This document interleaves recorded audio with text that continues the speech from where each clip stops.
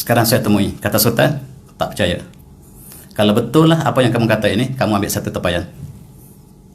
Lalu Sultan minta supaya tenteranya menyiasati kenapakah petani ini ingin berbohong.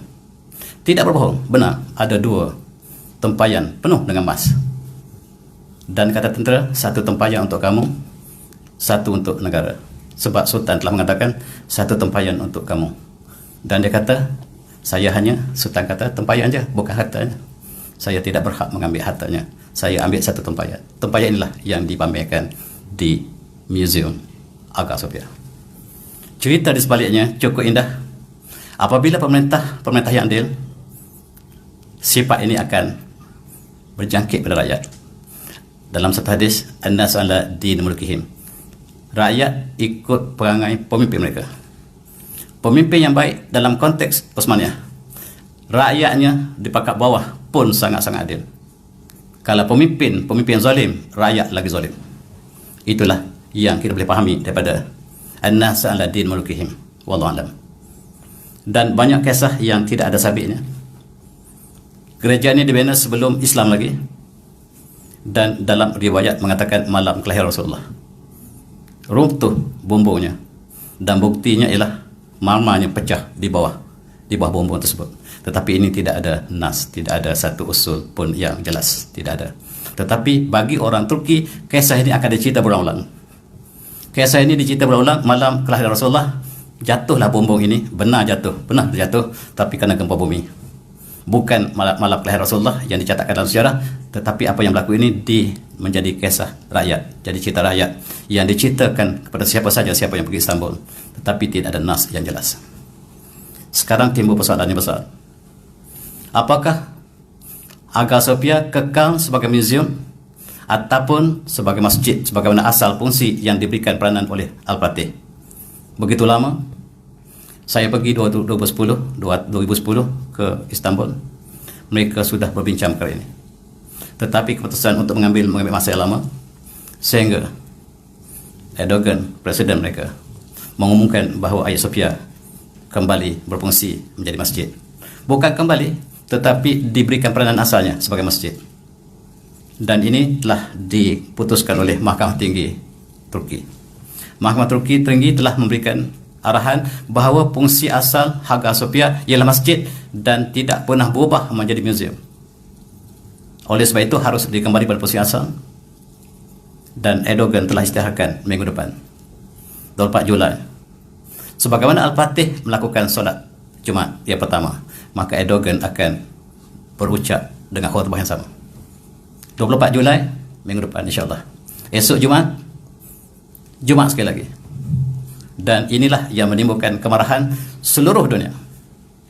Apa yang berlaku sekarang, dunia telah bercakap menentang cadangan ini, termasuk rakyat Turki sendiri. Ini bancian dilakukan di Turki. Yang hijau itu bersetuju, yang merah itu tidak bersetuju. Rakyat Turki 99% Muslim. Ada yang menentang, termasuklah timbalan Erdogan sendiri, seorang ulama kita yang juga menentang, bukan menentang, mengkritik. Dia bimbang kenapakah tidak dilakukan pertukaran ini sejak dulu kalau ikhlas. Ini hujah dia. Apakah dia nak jadikan ini sebagai isu politik? Itu perkataan dia, Ahmad Davutoglu, bekas pensyarah UIA kita. Dia sangat disayangi, dan dia membuat anggapan bahawa tindakan itu ada hubungan dengan politik Turki sekarang. Wallahu a'lam, itu adalah hak dia. Tetapi kita lihat, kalaulah rakyat mereka sendiri mempersoalkan, apatah lagi orang bukan Islam. Dan ini Majlis Gereja Dunia telah bersidang dan kondem. Tidak boleh museum ditukar menjadi masjid. Mereka bercakap bagi pihak bukan Islam, sedangkan mereka membiarkan bagaimanakah masjid umat Islam ditukar menjadi gereja, sama ada di Toledo, sama ada sekarang di Masjid Al-Aqsa yang telah dicerobohi oleh Yahudi. Mereka tidak bercakap, tapi mereka sudah bercakap tentang Hagia Sophia.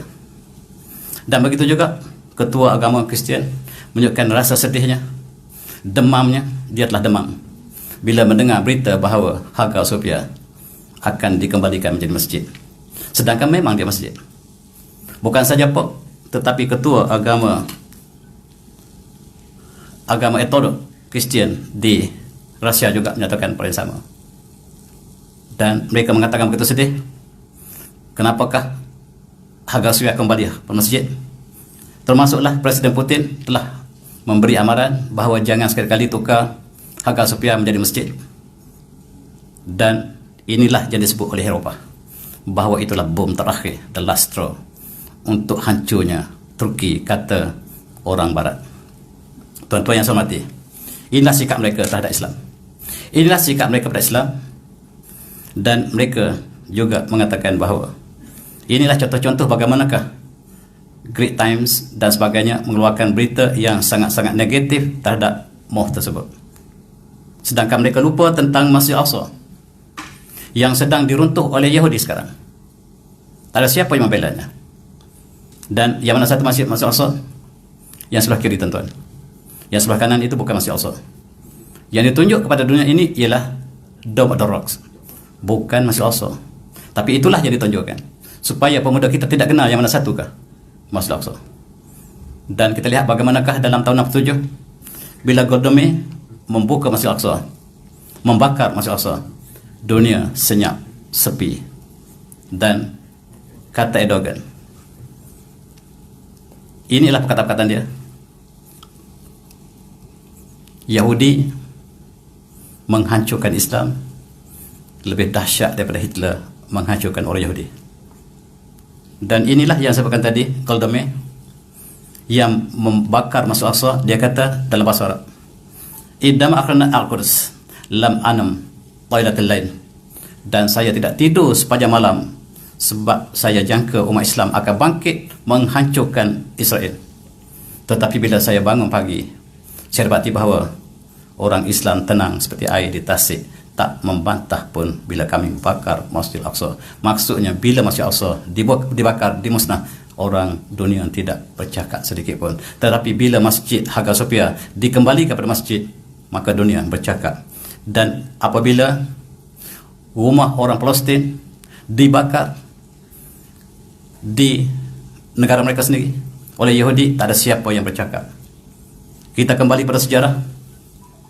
Apabila Masjid Cordoba, pusat pemerintahan Islam di Andalusia terakhir, ditukar menjadi gereja, tak ada siapa yang condemn dalam sejarah. Bahkan Masjid Toledo menjadi katedral terbesar Eropah hari ini. Ialah ini Masjid Jami' Toledo. Toledo ialah ibu negara Islam di Andalusia pertamanya sebelum berpindah ke Granada. Dan saya pernah sampai ke gereja ini.